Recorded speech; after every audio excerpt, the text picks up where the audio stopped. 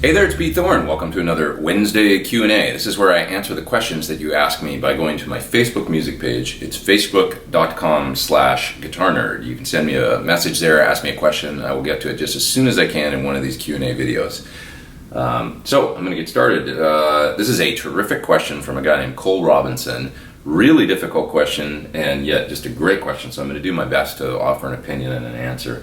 So he says that many guitar gear companies have used sexist and misogynist imagery and language in their marketing campaigns.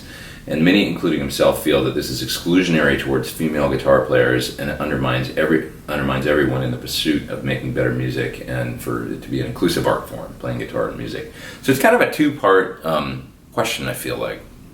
We got to address overt sexual imagery to sell products, and then sort of sexuality in music as well.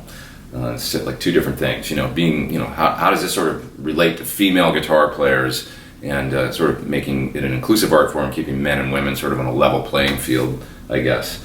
Okay, well, let's tackle the first part, which is selling gear through using sort of sexist imagery, I guess. I feel like it's a little silly at this point. I do.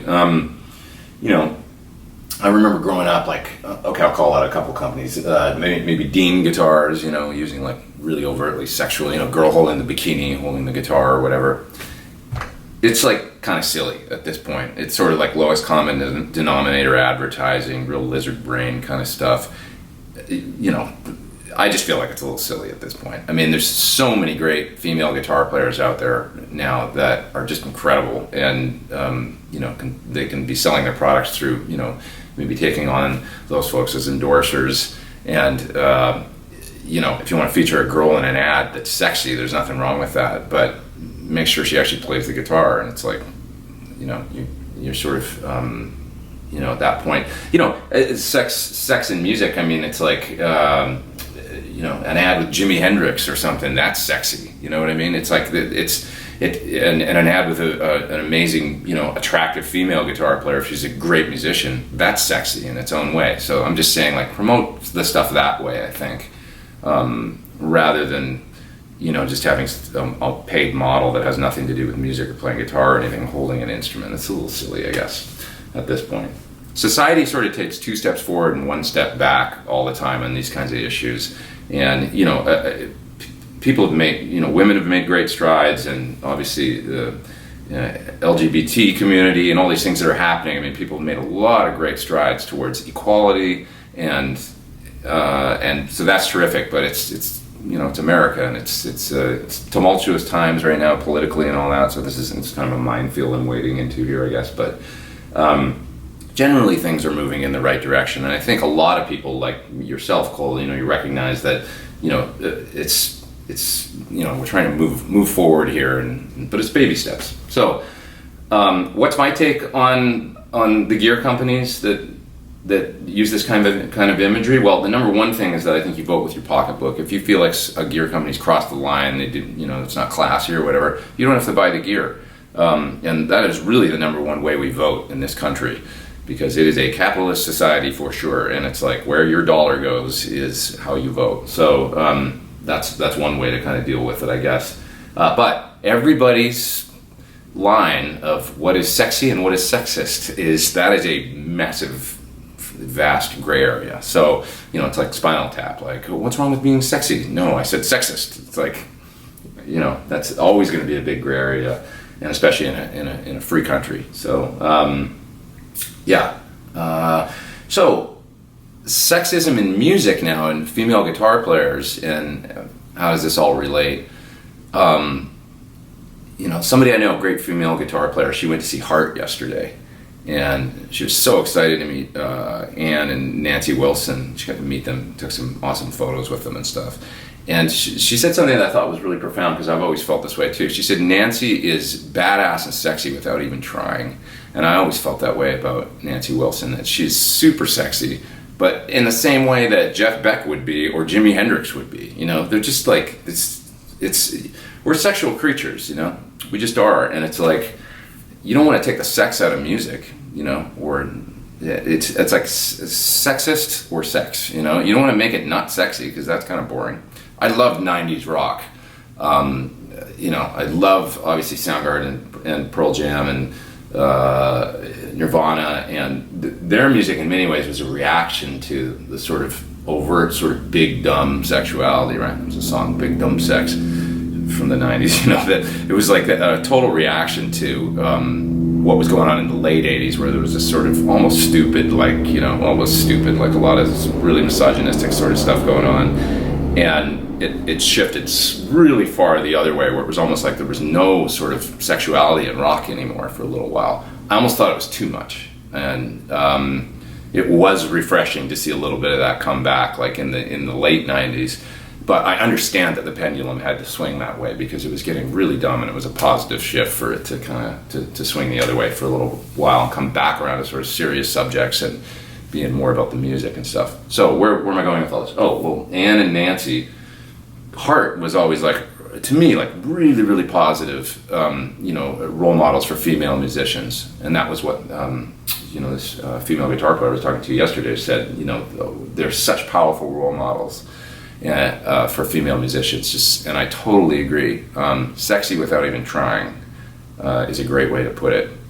I feel the same way about Joan Jett, Suzi Quatro. For women these days, I mean, maybe Gaga or something, like, just really, really talented, obviously, and talent is sexy, and it says enough. You don't need to like go beyond, look beyond their talent, because it's just sexy. But there's nothing wrong with dressing sexy or whatever in music. I don't feel like, or it's like, if you're a man or a woman, it's like sex kind of makes the world go round. I'll tell you this right now. I played with Melissa Etheridge for a long time.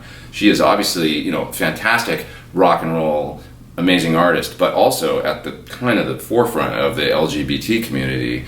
And women, flock to her shows to see her play, and they find her very sexy, and they have no problem expressing that. So, it's like Melissa's a positive role model too, very positive role model, and extremely sexy in her way that she presents herself. So it's like, yeah, I don't know. It's baby steps, 2 steps forward, 1 step back. Things are getting better, not worse. And vote with your pocketbook. That's what I say. Okay, moving along. Dan Watson says he's got 2 questions. First is in regard to headroom. His understanding of headroom on an amp refers to how loud an amp can get before it starts to break up. I'd say that's a good description. So he says, what does headroom mean when referring to overdrive and distortion pedals when higher voltage is applied? Basically, if pedal's designed a certain way and you use an 18 volt power supply on it, it's an overdrive pedal. What I notice is that it seems to have, greater headroom. And to me, greater headroom means it feels more amp-like and more dynamic. It's not as squishy. So, like, especially, you notice a lot on the low strings. It's like down on the low E string, if you're muting or something, you go up. For some reason, I noticed this on a lot of pedals up around the 12th fret on the low strings. They'll sort of start to collapse and reveal themselves as pedals, I always say. Like, they just sound sort of really soft. I don't know how else to describe it. Like, not a tight and, percussive attack. They kind of collapse. So a lot of pedals, 18 volt pedals, or pedals that use charge pumps, which sort of doubles from 9 to 18 internally in the pedal. Those pedals will be more dynamic and sound more like a tube amp that's running tubes at a high voltage. They just have more sort of transient attack and things like that. So that's what I would say you will notice. You'll notice a more amp-like response, more transients, more ability to kind of respond to the pick attack and not sound like kind of squishy. So that's how I think of headroom when it comes to pedals. Okay, he's got a second part to his question. He says he's planning on updating his Strat from 3 single coils to a humbucker in the bridge and 2 single coils, and thoughts on a neck and middle pickup that would be a good match as far as output, I think, compared to my Thornbucker. Okay, well, I use the Sir V60 LP single coils. I think they're really terrific, V60 LPs. They balance great in my white, where's that guitar? Oh, I don't know where it is. Oh, here it is. Haha. Okay, this guitar. It's got, this is actually a Thornbucker Plus in the bridge of this, just ever so slightly hotter than the regular Thornbucker pickup, and it's got 2 V60 LPs. So this guitar balances extremely well, and as I've talked about before, I've got a series parallel switching on this tone pot, so when I pull this up, humbucker goes in a parallel, and then it sounds basically about the same output as the single coils, almost exactly. The other pickups that I would recommend are the ML Classics from Sir. They sound really terrific, paired with this Thornbucker humbucker. So, okay, Scott asks, he say he wants to make a living as a touring guitarist. What are the best way to turn that into a reality? I just wrote an article, my latest article in Premier Guitar is all about, I believe I titled it "Make Your Move," and it's about moving to a music center if you really want to have a career as a professional musician. Definitely if you want to tour, being in, I would say, Nashville or LA or something like that, it's like there's just more opportunity. A lot of tours are based out of those places, and so the rehearsals happen there, the auditions happen there, and so you kind of got to be there to go make it happen. I would say if you're in England, you got to go to London. If you're in Canada, you probably want to be in Toronto. You need to be where the record companies and the artists are based out of, and where tours are based out of, in order to get sort of professional touring work. So yeah, that's my number one thing. Go to a music capital. Robert Twitty asks, what gauges and brands of strings do I use on my different guitars? So I'm mainly on electric guitars. It's 10 gauge. I started using Ernie Ball RPS a little while ago. I was using the regular Ernie Balls, and occasionally I would have an issue on a couple of my guitars with just probably because of the way that the bridges are actually on this one. I got all my guitars right here. Thinking of on this Leo Scala guitar, I think the way that the strings come out of the tailpiece, I like the tailpiece screwed right down on this guitar, and the ball end will be making contact with the tailpiece, and I'd have problems with a little bit of breakage right there. So I started using the Ernie Ball RPS strings, which have a reinforcement on the plain strings right there, and that solved all those issues. So I really like those. Really terrific strings. I've been an Ernie Ball guy for years and years, since 2007, I think. And I'm a big fan of the nice folks at Ernie Ball, so thanks, Ernie Ball. Okay, moving on. Ron Charlton. He says, how do I stay motivated to learn new things, songs, etc., when there's no have to? Like, I'm not getting ready for a gig or a tour or something. He finds he's eager to learn for gigs or sessions that are coming up, but he's less motivated and focused when there's downtime. I would say that I feel that too, actually. I'm most motivated when I know I've got work coming up, and I get excited to kind of dive in and learn songs and make my tones and all that. But with YouTube and stuff these days, there's just so much opportunity to get excited about guitar. There's always somebody out there doing something that you can't do, So maybe looking into lessons through some of the online stuff like TrueFire or Jam Track Central. I mean, some of the stuff, just the simple Jam Track Central lessons you can download, and they do these sort of like 20 licks lessons, and you can always just pick up a couple of those and some of their jam tracks and stuff, and just look into some of that stuff, and you'll probably get motivated right away. A lot, like I say, also YouTube. Just looking through guitar videos on YouTube, I get motivated to learn stuff all the time. There's so much free instructional stuff out there now. It's really incredible. Okay, Dragon asks. He says, how do I get accustomed to hearing mic guitar sounds when using modelers like the Kemper, the Line 6 or Axe-Fx? So I guess like sort of modeled guitar tones with speaker simulators. He doesn't find it that inspirational. He says it sounds thin to him, no fun to play compared to any kind of cabinet or combo or tube amp that's actually in the room. I would say that yeah, that's probably a common problem for a lot of people. I'm really used to listening to guitar now through studio monitors, and I guess just finding tones that really work for you is probably the primary thing. I think a lot of like the sort of the stock presets or whatever that come in modelers aren't that exciting either. I find that. So finding that, like for instance, if it's the Kemper, I've mentioned this before, I find the Kemper to be very, very dependent on the profile. So your success with that unit will be depending on you finding profiles that you bond with and that you think are really good. For me, it was when I plugged in the Michael Britt profiles. He's a guy that knows how to mic an amp properly. He's a terrific player. He's got a great ear for tone. So downloading some of his profile packs that he sells off of his website, that was like, oh, this sounds incredible.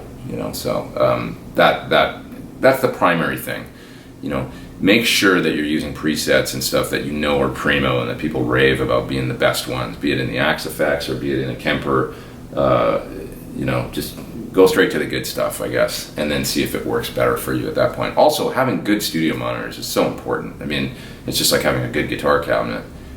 Those monitors are going to color the sound so much from what you hear. So making sure you got good monitors and you know, good basic presets and sounds that are you know them to be the best. It's pretty easy to seek out because, you know, with all the guitar forums and people talking about stuff, it's easy to figure out what people consider to be the primo Marshall sounds or the primo sort of vintage Fender, you know, sounds for whatever the product is that you're using as a an amp simulator. Okay. Terry Goldstein says he's got a PT100 signature head and he loves it. Thanks for getting that. I appreciate it. I'm glad you're happy. He likes to use drive and distortion pedals into the clean channel sometimes when he thinks that the music might not call for the Marshall distortion tone that is sort of, you know, what his channel 2 and 3 is all about. I do that too. I use different overdrives all the time in a channel 1 because it's super pedal friendly. But he says that the only thing he has noticed is that some pedals seem to work better with the bright switch off. But sometimes he misses that bright Fendery scooped tone. Do I have any thoughts on that? I do. I totally agree. Sometimes you want that, you know, the bright switch in and that really beautiful sort of crystalline top end, but it becomes difficult with certain pedals. And it's really just very pedal dependent. This is the Analog Man King of Tone 4. This is a great example of a pedal that'll work good with the bright switch on. It's got a wide ranging tone pot. You just kind of got to dial the tone back. And it works terrific as an overdrive. Distortion pedals are more finicky.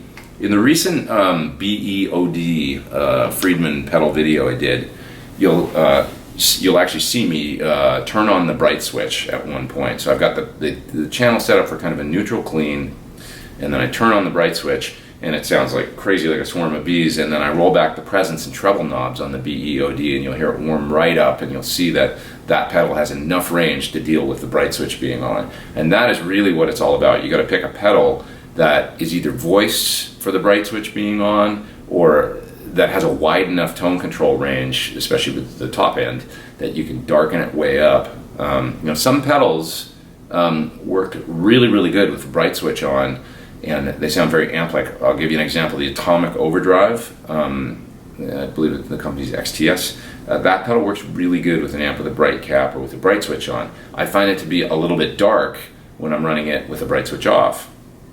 Other pedals like the Carl Martin Plexitone, that pedal wants to have the bright switch off for sure. It sounds too bright to me. It sounds great with the bright switch off or into kind of a neutral clean sound. Some of these newer pedals like the Friedman BEOD, they've got enough range in those tone controls that you can kind of tune them for either. So you just have to pick your pedals very carefully. Now, on the PT channel 1, if you run the bright off and run the treble up quite high, treble up around 8, and that's where I run it a lot of the time when I don't have the bright in, that works really well. You know, it's a slightly different tone than having the bright switch in. It's like a lower sort of treble response, but it's still going to get a nice, really cool clean sound, especially with single coils. It's fine. I don't find I have to use the bright switch. And then the amp, generally amps are friendlier for sure, without a bright cap or with the bright switch off, with overdrives and distortions. You're going to find for the most part, most pedals will work best into kind of a neutral sort of clean sound. Okay, all right, what's next? Let's see, Alessandro asks, he's looking for a home practice amp, and what do I think about the tone of my Marshall JTM1? I love it. Sitting right over there, that thing is killer. Does it take pedals well? Yes, like the TS9 or RC Booster. It's awesome sounding.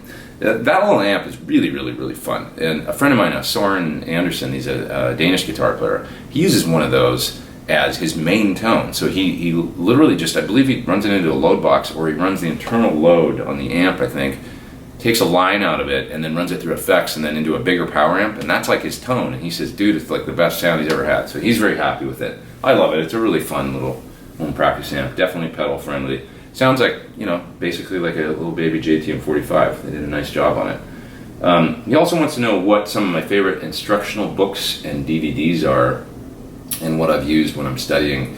Well, I watched a lot of the 80s kind of instructional DVDs that guys like Steve Morse and Paul Gilbert put out. Those were two of my favorites.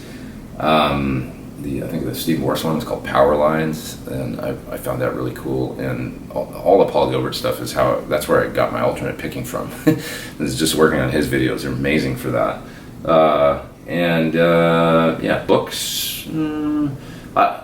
I remember there's this Robin Ford book that I got really into for a while. Also some Albert Lee books that I really love for kind of chicken picking kind of country stuff. Those are the ones that come to mind right now. Ricky Passett asks, he says he's finishing up grad school. When he graduates, he's going to treat himself to a dream level guitar. He's always wanted a high quality Strat from Fender's custom shop, or a Sur Classic or a Pro. He won't have a choice to play either of them before he buys. Do I think they're on the same level, or does one actually have better quality craftsmanship? It's such a subjective question, you know. I love Fender guitars, and I have some Fender guitars. Obviously, I'm a huge Sur fan too. Guitar is like a personal thing, and it's a really difficult thing if you can't play it in advance. I would say buy it from someplace that you can return it to, that has a 30-day return policy or something. That's number one, because you want to make sure you dig it. But as John Sur said to me once, it's not like they have magic trees, like talking about Fender. It's, you know, it's like, it's not about that. It's like, you know, certain guitars are going to speak to certain people. There's no other way to put it. So you just have to kind of, you know, order the one that you think you want and get a lot of opinions online and stuff, I guess, and then, you know, you can return it if you don't dig it.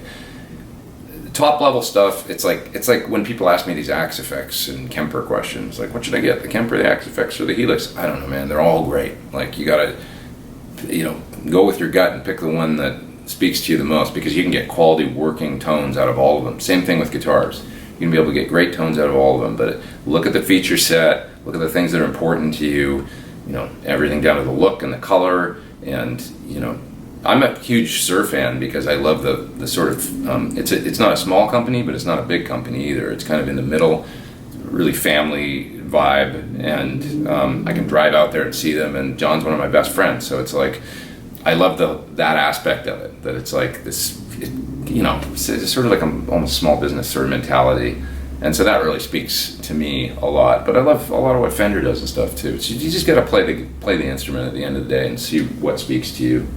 I think is my best answer. Okay, Martin, he says he loves my videos. Thanks, Martin, and he wants to know my opinion. Do I use guitar plugins like Guitar Rig, Amplitude, and Bias FX, and which one do I think is the best one? I've never used Bias. I just saw a video. We were talking a little bit about female musicians. John Sur told me to check out this video by this girl, and her name is Laurie Basilio. Amazing guitar player. She plays Sur. And she was using the Bias FX amp. I thought it sounded great in some of her videos. Really cool. I mean, you know, it's in her hands too. She's just a great guitar player. So that sounded cool. I've used Guitar Rig in the past, and I quite liked it, and I've used Amplitude, especially for bass. I've used Amplitude, and I like it too. It's good. The main one I'm using these days is, I've got my UA interface here, and I use the UA plugins. I've been using them in some of my demo videos lately, you know, where I demo like a delay pedal. I recently did the Nemesis delay, and I used a lot of the UA Friedman DS40 plugin. Just because I like the way it sounds clean, and I can just put the delay right here in the desk, plug it right in, get a great sort of, you know, sort of Fendery clean tone, and you can really hear what the delay sounds like. You know, you don't necessarily need a real amp or anything like that to hear the delay. So yeah, I've been using plugins and virtual amps, I guess, for a while, and really dig them. I've got the Kemper sitting right here, and the Helix down on the floor and stuff too. So it's all modeling stuff. It's all valid, whatever you can get tones out of. I haven't checked out the latest versions of Guitar Rig or Amplitude for quite some time, but I'm sure they've come a long way and are cool. Okay, this is going to be the last question for today. Tyler Hood asks, my question, this is a great question to close out here too. It says, in an era where it seems guitar players are a dime a dozen, how do you stand out? How do you navigate as a guitar player through the music industry? And he says, thanks again for what I'm doing. Okay, Tyler, I say, the number one thing is creativity and songwriting. That's how you stand out. You know, I'd be dead in the water if it was all about chops, because there's guys out there that can, and girls out there that can kill me on the guitar, you know, chops wise. I'm not the fastest, and I'm not the cleanest, and I don't have all the stuff, you know what I mean? But, you know, where you're really going to connect with people is through music, which means the notes you play and the emotions that you put out, dynamics, and songwriting. Your songs is number one. So the guitar players that have great songs, those are the ones that we, look at. Okay, great examples: Jeff Beck or Satriani. Guy writes good songs, like memorable songs that were hits on the radio. That's amazing. Like hits on on like modern rock radio. I remember when Surfing with the Alien came out. Those songs got radio airplay, and that guy was on tour. Yeah, we'd never seen that at that time, other than maybe like Jeff Beck and stuff. You have to keep in mind that there was nobody doing like a major headlining tour as an instrumental rock guitar player, and Satriani did that, playing for thousands of people, and he was the headliner, had a light show and had the whole 9 yards. He was like groundbreaking when it came to that, and he's still around and still has a thriving career. And the reason is because he puts out albums with music on them. So that's number one. Is you want to stand out. Eric Johnson, songs. He sings too, but Cliffs of Dover is probably his most famous song, and it's because it's got a great melody and it's memorable and it's fun to listen to. So it's all about songs. That's how you stand out. That's what I try and do. I mean, my basis is in songwriting. The first band I was ever super into was the Beatles. So it's like, at the end of the day, that's what I'm most interested in. I'm not really interested in shredding and playing. See, I love the, kind of that's the fun aspect, I guess, too, is like, techniques and stuff like that. It's super fun and all that, to learn new stuff and to play some blazing stuff sometimes. But it's at the end of the day, it's like the most interesting thing to me is songs and melody and being moved by music. So that's how you can stand out, is through your songwriting. Okay, wow, that was a long-winded one. But hey, thanks for joining me if you made it this far through. And hit subscribe if you haven't. Come back and see me for more videos real soon. I am Pete Thorn. Take care.